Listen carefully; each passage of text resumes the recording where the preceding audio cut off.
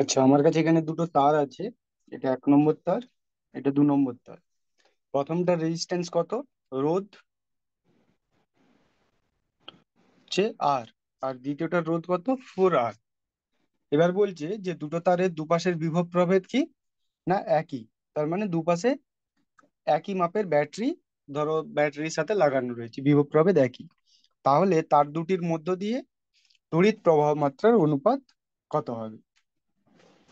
আচ্ছা, আমরা জানি কি ওহমের সূত্র থেকে?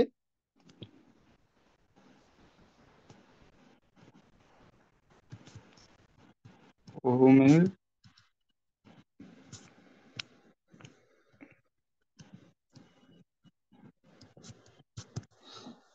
কি না V equals to I into R, যেখানে আইটা হচ্ছে তড়িৎ প্রবাহ মাত্রা, আরটা হচ্ছে রোধ, আর ভিটা হচ্ছে বিভব প্রভেদ।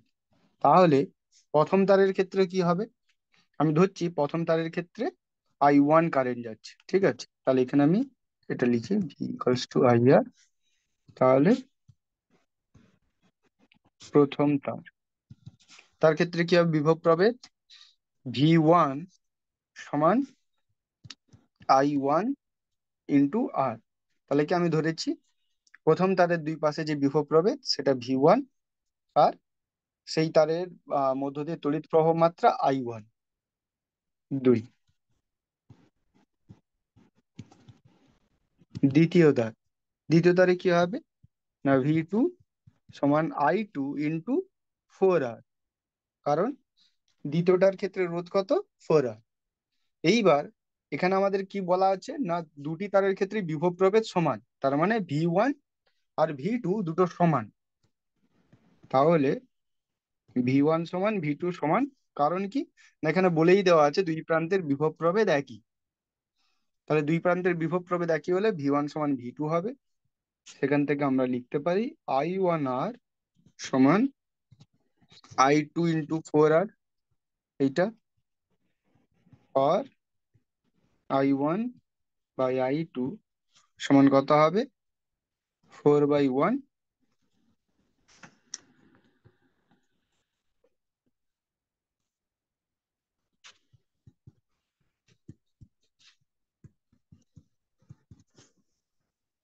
সমান 4:1।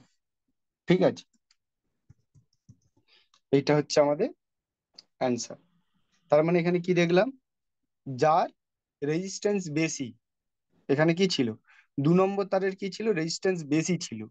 রেজিস্ট্যান্স বেশি থাকার জন্য বা রোধ বেশি থাকার জন্য কি হয়েছে না তার কারেন্টটা কম। আর প্রথমটার কারেন্টটা কি হচ্ছে? বেশি হচ্ছে। কত গুণ? না, রোধটা যত গুণ তত গুণ, 4 গুণ বেশি হচ্ছে। এটা হচ্ছে ওহমের সূত্রের একটা অ্যাপ্লিকেশন, তার জন্য একটা অঙ্ক এটা। এইবার এখান থেকে যেখানে যেটা করব আমরা, ইএমএফ এবং কোষের আভ্যন্তরীণ রোধ। ইএমএফ কাকে বলে আমি মনে হচ্ছে আগের দিন বলেছিলাম, একবার চেক করে নি। হ্যাঁ, তড়িৎচালক বল আমরা বলেছিলাম। ঠিক আছে, আরেকবার বলে দেবো।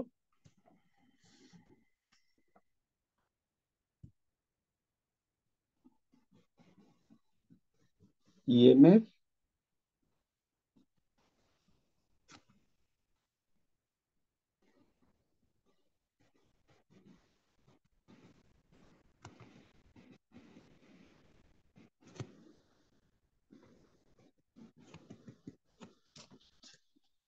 ইএমএফ কাকে বলে? ধরো এখানে একটা রেজিস্ট্যান্স আছে, প্লাস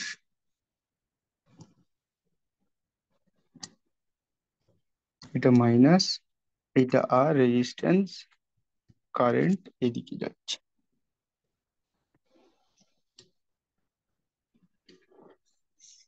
তাহলে ইএমএফ আমরা কাকে বলবো? না ইএমএফ বলছি যে ভোল্টেজ যে কাজটা করে, ইএমএফ তার উল্টো কাজটা করে। ঠিক আছে, কিভাবে না ভোল্টেজ কি করে? ভোল্টেজ ডিফারেন্স যখন হয় তখন কি হয়, একটা পজিটিভ চার্জ প্লাস থেকে এইভাবে কারেন্ট যেদিকে যাচ্ছে এই দিক থেকে মাইনাসের দিকে আসে, এইভাবে। এটা কি এটা হচ্ছে ভোল্টেজ। ভোল্টেজ যখন আমি একটা ভোল্টেজ ডিফারেন্স আছে তখন কি হয়, একটা পজিটিভ চার্জ প্লাস থেকে মাইনাসের দিকে যায়, বা উল্টোটা বলতে পারি একটা ইলেকট্রন বা নেগেটিভ চার্জ মাইনাস থেকে প্লাসের দিকে আসে, এভাবে। তো এটা হচ্ছে ভোল্টেজের কাজ। এইবার এইখানে ধরো ভোল্টেজ আছে, এখানে আগের দিন যেভাবে বলেছিল, ধরো এইখানটাতে আছে 6টা, এটা হচ্ছে পজিটিভ দিকে, এইটা নেগেটিভের দিকে। তাহলে কি হচ্ছে না, পজিটিভ থেকে নেগেটিভের দিকে আসছে, ডিফারেন্স থাকার জন্য যাচ্ছে, পজিটিভ চার্জে প্লাস থেকে মাইনাসের দিকে যাচ্ছে। তাহলে কি হবে, একটা সময় পরে গিয়ে এই 6টার থেকে কমতে কমতে নিচে যখন আসবে, একটা যদি এদিকে চলে আসে, ধরো এটা এখানে চলে এলো, কি হয়ে যাবে, তখন নিচেও 5 ওপরেও 5, দুদিকে কি হয়ে যাবে, ভোল্টেজ ডিফারেন্সটা সমান হয়ে যাবে, তখন কি হবে, কারেন্ট ফ্লো হওয়া বন্ধ হয়ে যাবে। ঠিক আছে, কারেন্টের ফ্লো আর হবে না, কারণ দুদিকে সমান হয়ে গেছে। এইবার এই সমানটা অসমানতাটাকে যদি বজায় রাখতে হয়, যে এমন কিছু একটা প্রসেস থাকবে যেখানে কি হবে না, এখানে যে একটা কমে গিয়েছিল অলরেডি আবার একটা বেড়ে যাবে, এখানে আর একটা কমে যাবে। ঠিক আছে, কাউকে একটা সেই কাজটা করতে হবে। সেই কাজটা যে করে, সে হচ্ছে সেটি কি না, ইএমএফ বা ইলেকট্রোমোটিভ ফোর্স। এটা কি করে, এটা করে, এখানে একটা পজিটিভ চার্জ ধরো এলো, এখান থেকে ভোল্টেজ নিয়ে এলো, ইএমএফ কি করে, এই পজিটিভ চার্জটাকে আবার বর্তনীর মধ্য দিয়ে কি করে, আবার প্লাসের মধ্যে ফিরিয়ে নিয়ে আসে।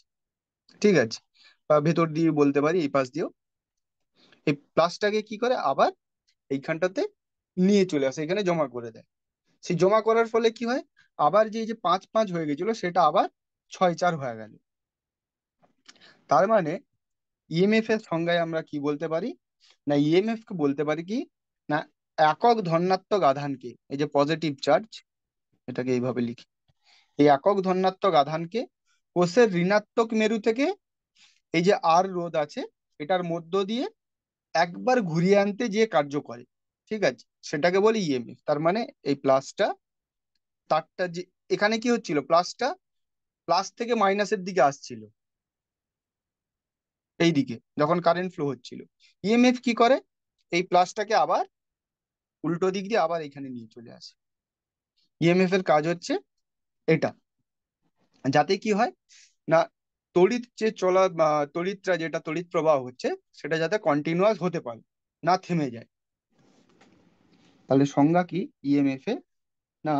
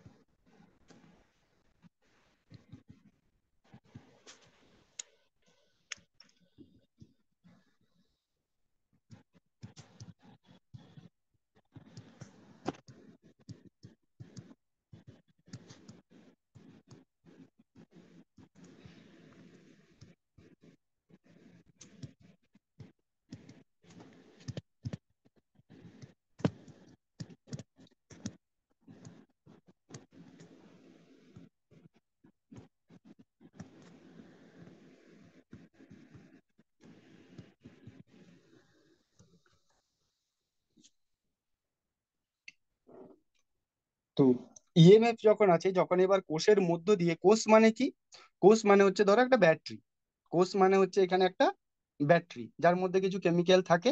সেই কেমিক্যালের জন্য কি হয় না, এই চার্জগুলো একদিক থেকে একদিকে ক্যাথোড থাকে অ্যানোড থাকে, মানে একটা পজিটিভ নেগেটিভ যে দুটো বার হয়, সেখানে কি হয় না, এই চার্জগুলো জমা হয়, যার ফলে কি হয়, একদিকে পজিটিভ নেগেটিভ থাকার জন্য একটা ভোল্টেজ ডিফারেন্স তৈরি হয়। সেখানে যখন আমরা একটা রেজিস্ট্যান্স যোগ করি, রেজিস্ট্যান্স যোগ করলে কারেন্টটা ফ্লো হয়, পজিটিভ থেকে নেগেটিভের দিকে কারেন্টটা যায়। এইবার কিন্তু এবার যখন রোধের মধ্য দিয়ে যাচ্ছে, কিন্তু ব্যাটারির মধ্য দিয়ে যে কারেন্টটা ফ্লো হয়, সেখানে কি হয়, ব্যাটারির মধ্যে যে ম্যাটেরিয়াল গুলো রয়েছে, কেমিক্যাল বা অন্যান্য যেসব ধাতু বা যা কিছু রয়েছে, সেটা কি করে, সেটাও ওই কারেন্টটাকে পাস করার জন্য কিছুটা বাধা দেয়। ঠিক আছে, সেই যে বাধা, সেই বাধাটাকে আমরা কি বলবো, আভ্যন্তরীণ রোধ। ধরো এই একটা ব্যাটারি আছে, এই ব্যাটারির মধ্য দিয়ে, কারণ কি না, কারেন্টটা তো এইভাবে যাচ্ছে, তো এই দিক থেকে আবার ঘুরে এইদিকে আসবে, ঘুরতে আছে। তো ভেতর দিয়ে, ব্যাটারির ভেতর দিয়ে যখন কারেন্টটা পাস করছে, তখন কি হয় না, তখন এই কারেন্টটা কিছুটা বাধা পায়। সেই বাধাটা যার জন্য পায়, সেই বাধাটা হচ্ছে আভ্যন্তরীণ রোধ। আচ্ছা, সেই আভ্যন্তরীণ রোধটা পাবো কি করে?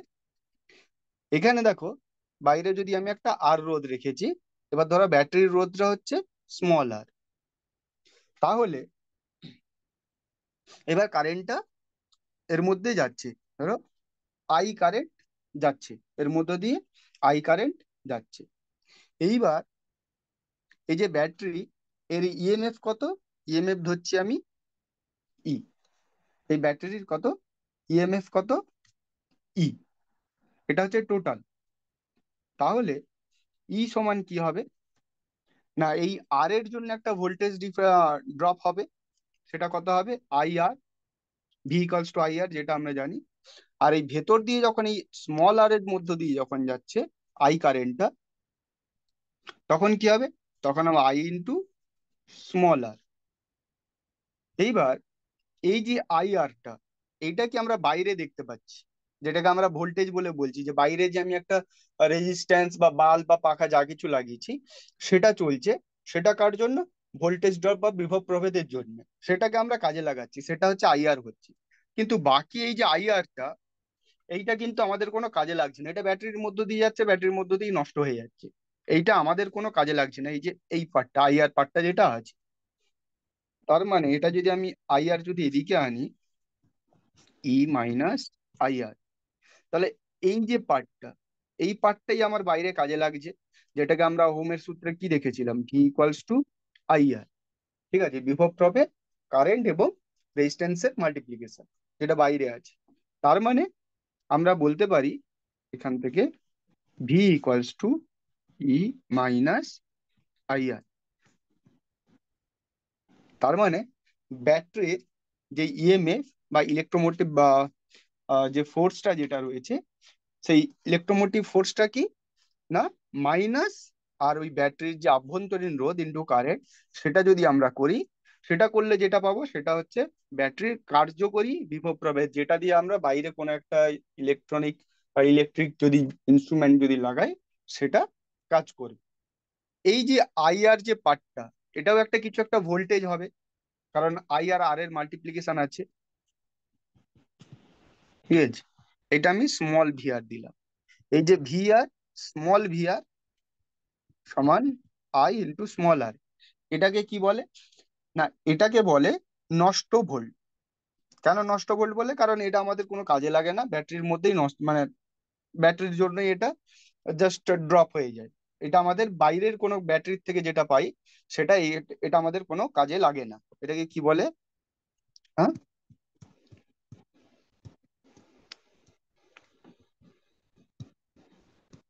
নষ্ট ভোল্ট। এবার ধরো, যদি আমাকে কোন একটা ব্যাটারির আভ্যন্তরীণ রোধ আর যদি দেওয়া থাকে, ঠিক আছে, আর এই আরও দেওয়া আছে, এবার আমাকে বললো যে তাহলে এখানে কারেন্ট কিভাবে হবে, কারেন্ট কত হবে, সেটা কিভাবে পাবো, এই এই যেটা আছে এখান থেকে পেয়ে যাব।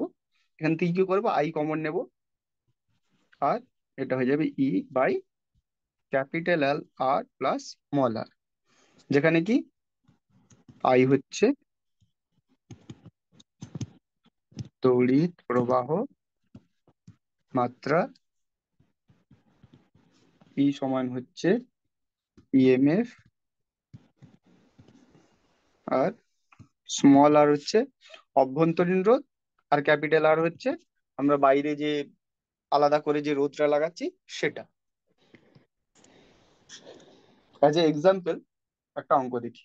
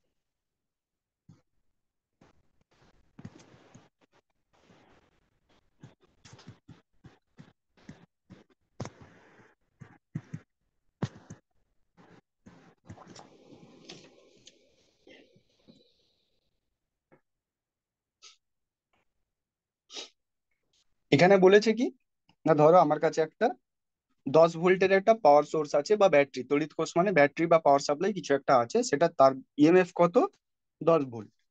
এবার বলছে তার সাথে একটা 0.5 অ্যাম্পিয়ার প্রবাহ মাত্রা চলে এরকম একটা জিনিস ওর মধ্যে লাগানো রয়েছে।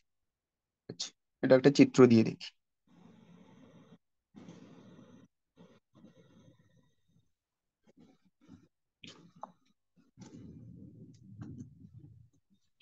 তাহলে এই ব্যাটারির ইএমএফ কত, 10 ভোল্ট। এইবার এখানে বলেছে যে এই তড়িৎ কোষের সাথে যদি আমি 0.5 অ্যাম্পিয়ার প্রবাহ মাত্রা চলে এবং বর্তনীর রোধের প্রান্তীয় বিভব প্রভেদ 5 ভোল্ট হয়, তার মানে আমি ব্যাটারির সাথে যখন যোগ করব, এটার জন্য যে ভোল্টেজ ড্রপটা যেটা হবে বিভব প্রভেদ, সেটা কত হয়, না এই প্রান্ত এ আর বি এর মধ্যে এটা হচ্ছে 5 ভোল্ট। আর কারেন্ট কত যায়, 0.5 অ্যাম্পিয়ার। ঠিক আছে, এইটা যদি হয় তাহলে আমাকে বলেছে কি, এই যে ব্যাটারিটা লাগানো রয়েছে তার অভ্যন্তরীণ রোধটা কত। তাহলে আমি আগের যে আমরা সূত্রটা দেখেছিলাম সেখানে কি ছিল, না ভি সমান ই মাইনাস আই আর। এখানে আমার ভি দেওয়া আছে, ভি কত, ভি হচ্ছে কত, 5 ভোল্ট। ই কত, ই হচ্ছে 10 ভোল্ট। ভি 5 ভোল্ট কেন, না এই রেজিস্ট্যান্সটা লাগানোর জন্য যে প্রান্তীয় বিভব প্রভেদ মানে যে ভোল্টেজটা ড্রপ হচ্ছে দুপাশে এ আর বি এর মধ্যে, যে বিভব প্রভেদ হচ্ছে সেটা কত, 5 ভোল্ট। ই হচ্ছে 10 ভোল্ট। কারেন্ট কত হচ্ছে, আই সমান 0.5 অ্যাম্পিয়ার। আমাকে কি চাইছে, আর। তাহলে আমি সূত্র বসিয়ে দেবো, দিলে পেয়ে যাব। তাহলে কি হবে এটা, না 5 = 10 - 0.5 আর। তাহলে এটা হয়ে যাবে 0.5 আর সমান 5। তাহলে আর সমান কত হবে, 5/0.5, 10 ওহম।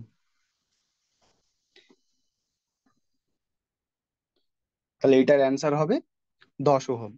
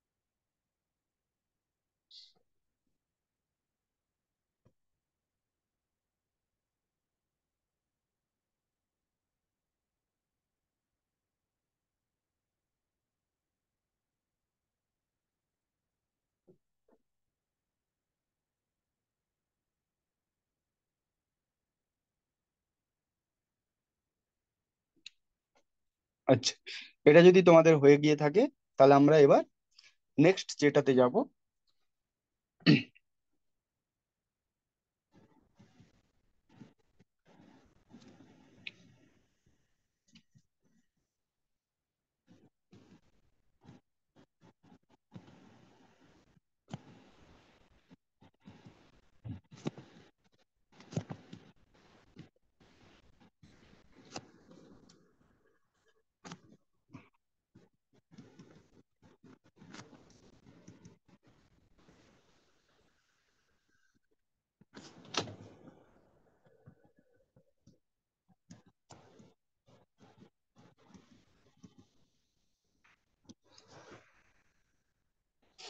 রেজিস্টিভিটি অ্যান্ড কন্ডাক্টিভিটি, এই দুটো জিনিস আমরা দেখব। প্রথমে আসবো কি, রেজিস্টিভিটি বা রোধাঙ্ক।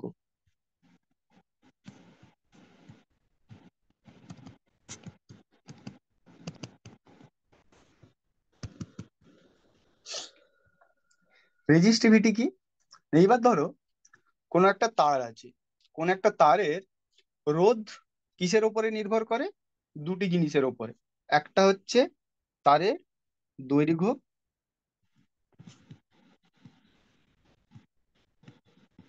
আর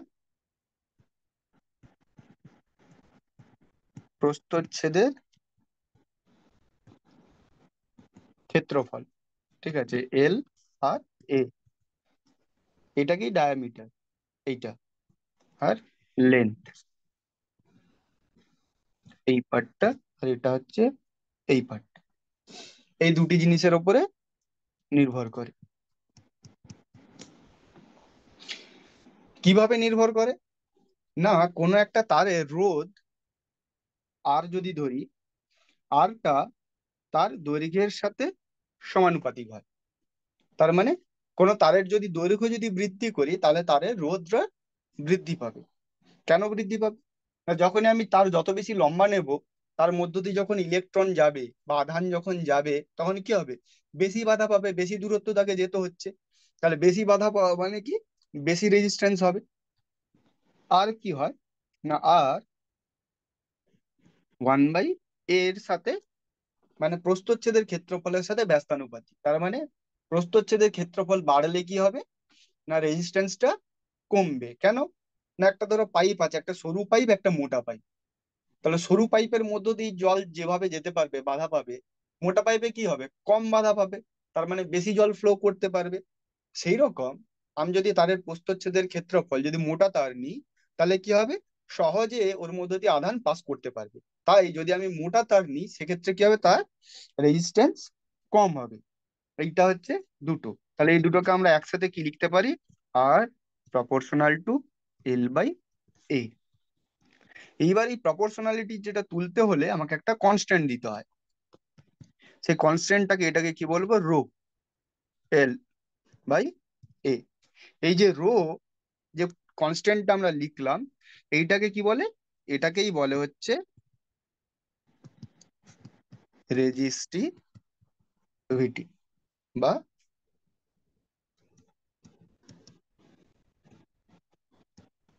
রোধাঙ্ক। ঠিক আছে। আচ্ছা, এখান থেকে আমরা নেক্সট নেক্সট ক্লাসে আমরা এখান থেকে স্টার্ট করব। রোধাঙ্ক, পরিবাহিতাঙ্ক, এখান থেকে। আজকের ক্লাস এখানেই শেষ।